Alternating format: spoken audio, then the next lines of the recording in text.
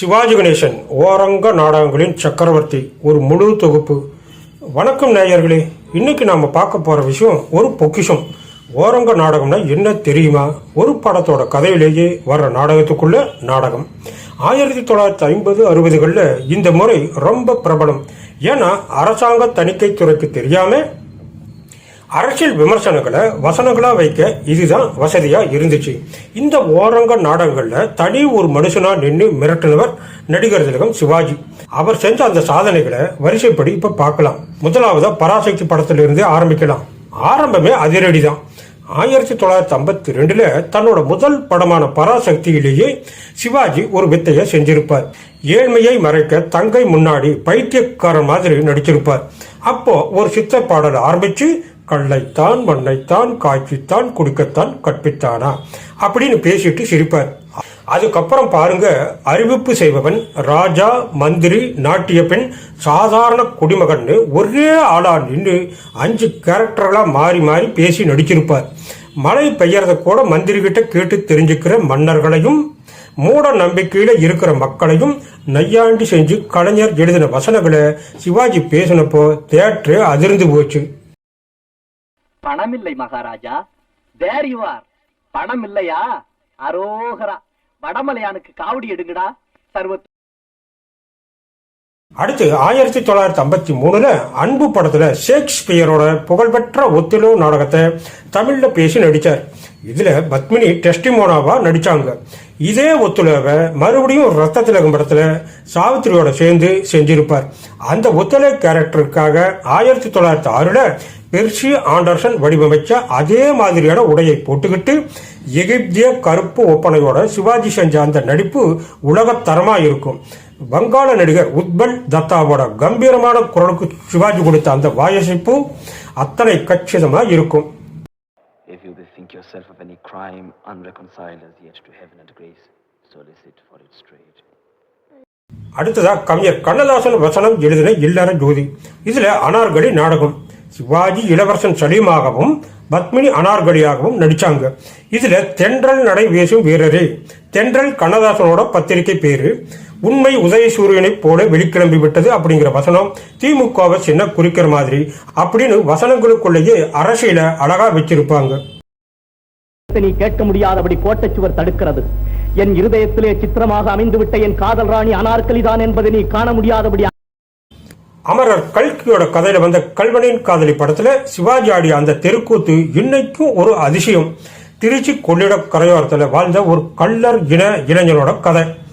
இதுல கள்ளப்பாட் திருடன் வேஷம் கட்டி தெற்கட்டி கள்ளனடா தென்மதுரை பாண்டியனடா அப்படின்னு அவர் ஆடிய அந்த வேகத்தை இந்தியாவிலேயே எந்த நடிகரும் செய்ய முடியாது. இதே கள்ளப்பாட் வேஷத்தை என் தம்பி படத்துல பண்றப்போ தென்னாட்டு சிங்கமடா சிவாஜி கணேசனடா அப்படின்னு அவர் வேறு பாட்டுல வரும். என்னம்மா நாக்குல மூக்குல நத்து பில்லாக்கல போட்டுக்கிட்டு பேச்சு பிறாக்கல ஓட பாக்குறிய? தென்மதுரை பாண்டியண்டா தென்னாட்டு சிங்கமடா சிவாஜி கணேசனடா. அடுத்ததா நான் பெற்ற செல்வம். இந்த படத்துல தான் சிவாஜி முதல்ல 2 வேஷத்துல நடிச்சார். ஏ.பி. நாகராஜன் எழுதின தர்மிக்கு பொற்குழி அடிக்கிற படலம் ஓரங்க நாடகமா இதுல வந்துச்சு. டி.கே.எஸ். சகோதரர்கள் நாடக குழுவில பார்த்த அந்த தாக்கத்துல உருவான இந்த காட்சி தான் பின்னால நம்ம திருவிளையாடல் படம் வர்றதுக்கு முன்னாடியே ஒரு ஆரம்பமா இருந்துச்சு. கூந்தலில் மனம் செயற்கையில் இன்றி இயற்கையில் இருக்கவே முடியாது. மாக்களை ஏற்ற நாவிலே வந்து துணை புரியும் பாரதிக்கும் அதே விதிப்படித்தானோ. அடுத்ததா ராஜா ராணி 1956. இந்த படத்துல 2 மெகா நாடகம். ஒன்னு சேரன் செங்குட்டுவன். இது ஒரே ஷாட்டில் நடிச்சு முடிச்சிருப்பார் சிவாஜி. தமிழர்களோட வீரத்தை சொல்ற புறநானூற்று பாடலை வசனமா பேசி மிரட்டி இருப்பார். 2வது கிரேக்க நாட்டு சாக்ரட்டிஸ். அந்த நடை, அந்த உடை, அந்த தாடி இன்னைக்கும் பல மேடைகளில் சிவாஜி பேசின அந்த சாக்ரட்டிஸ் வசனங்கள் ஒழிச்சுக்கிட்டே இருக்கு. அவள் போர்ச்செய்தி தந்திட்டாள், தந்தை களம்பட்ட செய்திக்கோ தவித்தா என்றான். இல்லை என்பா முல்லை சூழ் இன்ன. அடுத்ததா புதையல். கலைஞர் வசனத்துல வந்த இந்த படத்துல கண்டிராஜாங்கிற இசைக்கூத்து நாடகம். இலங்கை கண்டி மன்னர்களோட காம வேட்கையையும் அதுக்கு எதிராக அறம் காத்த தமிழ் மன்னர்களையும் பத்தின கதையில பத்மினியோட சேர்ந்து சிவாஜி ஆடி நடிச்சிருப்பார். கர்வமும் மண்ணோடு மறையவே மாபெரும் ஆங்கிலேய மறதியுடன் வந்து உன் உயிரையும் வாங்குவேன். மறவாதே கீர்த்தி சிங். அன்னையின் ஆணை படத்துல முரசொலி மாறன் எழுதின சாம்ராட் அசோகன் நாடகம். கலிங்கத்து போர்ல ஏற்பட்ட உயிர் சேதத்தால அசோகர் மாறின அந்த எமோஷனல சிவாஜி தன்னோட குரலை கொண்டு வந்திருப்பார். அதே போல தாயை போல பிள்ளை படத்துல பொற்கை பாண்டிய நாடகத்திலையும் நடிச்சிருப்பார் சிவாஜி.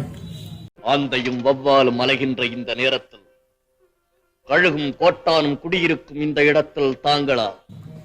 அடுத்தது நவராத்திரி தெருக்கூத்து. தெருக்கூத்து கலையை முறையா கத்துக்காத சிவாஜி இதுல ராஜபாட் வேஷம் கட்டி சாவித்திரியோட சேர்ந்து ஒரு தெருக்கூத்து ஆடுவார். அது மட்டும் இல்லாம கொஞ்ச நேரத்துல சாவித்திரியோட அந்த நுணுக்கங்களை சொல்லி கொடுத்து அந்த காட்சியை வேற லெவலுக்கு கொண்டு போயிருப்பார். உத்தியான மரத்திலே என்னை மறந்து நான் உறக்கிக் கொண்டிருக்கும் காலையிலே அதாகப்பட்டது அச்சம். அடுத்தது சாந்தி திரைப்படத்திலிருந்து தனி நடிப்பு, அதாவது மோனோ ஆக்டிங். நண்பனோட கண் பார்வை இல்லாத மனைவிக்காக தன்னோட பொய் சொல்ற நிலைய நினைச்சு தானே பேசி சிரிச்சு அழுது புலம்புற அந்த மோனோ ஆக்டிங் சீன் இருக்கு. அதுதான் சிவாஜிக்கே ரொம்ப பிடிச்ச காட்சி. தஞ்சை வாணனோட வசனங்கள் இதுல அத்தனை உருக்கமா இருக்கும். நீ நடிக்க தொடங்கிய நாடகம் நல்ல கட்டத்தை அடைந்திருக்கிறது.